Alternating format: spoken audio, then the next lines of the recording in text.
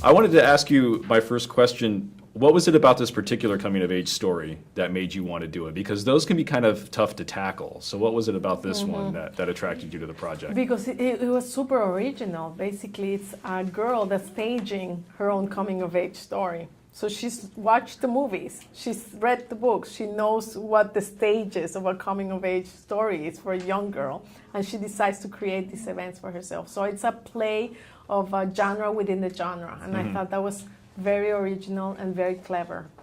Was it tough trying to find the right young actress for the role? How extensive was the casting process? Very tough, because this character plays all these different personalities, all these characters within her character. She starts off as a young, innocent, naive girl, and then becomes, a nerd, a geek, and eventually a bully and a mean girl, and then just so full of pain. So it's like casting 10 different girls into one. And so that was very challenging for any actor. On top of that, you had to be very young, look 13 years old, and Latina. So very hard to find. We were very lucky. Yeah. Well, speaking of lucky actors, you also cast Matthew Modine and Patricia Arquette, two of my favorites. What was it like working with them? Oh my God, Matthew Modine, I remember Matthew from Birdie. He was my top hero. He worked with Stanley Kubrick. So, those actors, you just tell them a little something and they give you so much. So I learned a lot from them. Patricia Riggen came she prepared her character. She knew what she wanted to look like, what her backstory was. She wanted a tattoo right here, like she had it all figured out. And I'm not used to that kind of dedication. Pros, They were just great. So how was it shooting in Seattle? Was the entire film shot there, or did you do some stage work?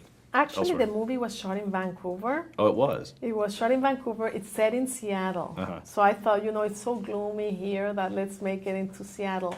And I went to Seattle when I was 8 years old. That was my first trip abroad, without my parents. So I thought that was very cool.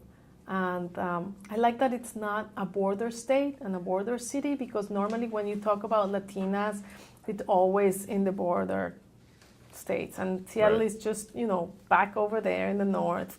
And therefore, it doesn't speak to Latinas per se. This movie is really about females, about women, young and middle-aged and older women.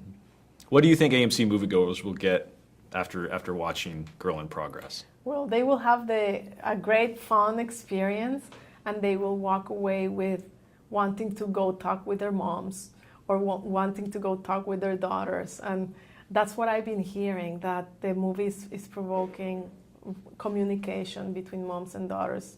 It's really hard to be a mom and a daughter when those teen years hit. And this movie addresses that issue in a fun way. So. Well, we're excited to have it on AMC screens, so thank you very much. Me Appreciate too. it. Thank you.